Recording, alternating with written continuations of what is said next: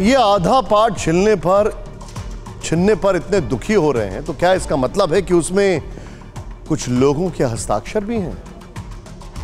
वरना डायरी तो फिर से लिखी जा सकती है ना। ऐसा क्या है उसमें? अब आपके मन में सवाल होगा कि आखिर इस लाल डायरी का पूरा किस्सा क्या है। वास्तव में अब तक गहलोत सरकार के बर्खास्त मंत्री राजेंद्र गुड़ा के दावे लाल डायरी में दफन हैं। गुड़ा का दावा है कि लाल डायरी में मुख्यमंत्री अशोक गहलोत के पैसों के लेन देन की डिटेल दर्ज है। दावा है कि लाल डायरी में विधायकों की खरीद फरोख्त का ब्यौरा है। गुड़ा का आरोप है कि डायरी में जुलाई 2020 में विधायकों से लेन देन के बारे में लिखा है। यह वही वक्त था जब सचिन पायलट समर्थक विधायकों के साथ गुरुग्राम चले गए थे।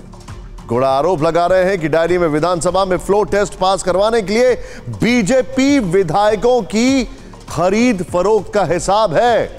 गुड़ा का दावा है कि लाल डायरी में राज्यसभा चुनाव के दौरान विधायकों को दिए गए पैसों का हिसाब भी लिखा है।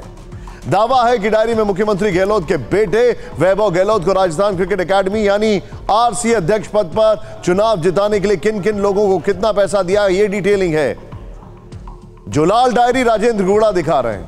जब उसे टीवी 9 भारत संवाददाता ध्वज आर्य ने देखा तो उसमें कई मंत्री विधायकों के साथ कुछ सीनियर आईएएस आईपीएस के नाम दिखे, जिनके आगे किस पद में किसे कब और किस मद में किसे कब और कितना पैसा दिया गया उसकी डिटेल है।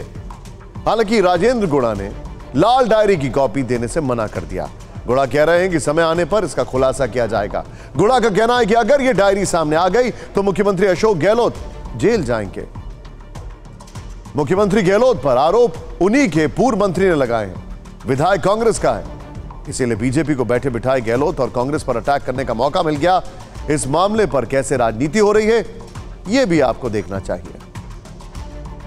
मैं आपको बहुत अच्छा लगता है। ऐसा दृश्य नहीं देखा। कल तक जो सरकार के अंग थे, कल तक जिनको जो राज्य मंत्री थे, उनको यकायक बर्खास्त किया गया। और जब सदन जानना चाहा, उस लाल डायरी का राज जानना चाहा, तो जिस प्रकार की मारपीट का वातावरण बना, मैंने मेरे संसदीय जीवन में इस प्रकार का काम नहीं देखा।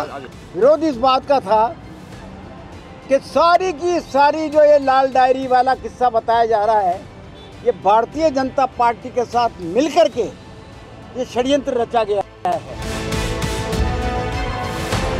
उनके खुद के राजस्थान के खुद एक मंत्री ने विधानसभा में खड़े होकर कहा कि मणिपुर की तरफ मत देखिए, अपने गरेबा में झांकिए। हम यानी कांग्रेस सरकार राजस्थान में फेल हो गई है महिला सुरक्षा के अंदर। तो बीजेपी तो खुद फेल हो गई, इसलिए बीजेपी कहीं ना कहीं कांग्रेस के अंदर से गलतियां ढूंढती है। लाल डायरी में किस तरीके के लोगों के राज थे, वो राज बाहर आए, ये मांग विपक्ष की थी, ये मांग सभी लोगों की थी। राजस्थान की जनता भी जानना चाह रही है। अच्छा, राजेंद्र गुड़ा कहते हैं कि इसमें 100-200 करोड़ नहीं, करीब 500 करोड़ का लेन देन है। यह भी वो कह रहे हैं राजस्थान में इस साल के आखिर में विधानसभा चुनाव हैं, इसीलिए लाल डायरी ने कांग्रेस की मुश्किलें बढ़ा दी हैं। जयपुर से दिल्ली तक कांग्रेस में हड़कंप है। सब जानते हैं कि भारतीय राजनीति में जब जब डायरी सामने आई है तब तब सत्ता हिली है। सबसे पहले आपको हवाला डायरी के बारे में बताते हैं। 1995-96 में एसके जैन की डायरी से सियासी तूफान खड़ा हुआ था। डायरी में 115 लोगों को 65 करोड़ 47 लाख रुपए के लेन देन की डिटेल थी। बिरला डायरी अक्टूबर 2013 में आईटी और सीबीआई के आदित्य बिरला ग्रुप की कंपनियों पर छापों में डायरी मिली थी। डायरी में 25 करोड़ रुपए के लेन देन का ब्यौरा मिला था। सहारा डायरी भी बड़ा मुद्दा बना। नवंबर 2014 में आईटी ने सहारा समूह की कुछ कंपनियों पर छापे मारे। छापे में कंप्यूटर स्प्रेडशीट और नोट शीट बरामद हुई। 137 करोड़ रुपए के लेन देन की डिटेल लिखी थी। हेश के डायरी ने भी देश में राजनीतिक माहौल गरमा दिया था। दिसंबर 2016 में अगस्ता वेस्टलैंड हेलीकॉप्टर डील में बिचौलिए हेशके की डायरी मिली थी। डायरी में 12 करोड़ रुपए के लेन देन का हिसाब लिखा था। इस सब के बीच में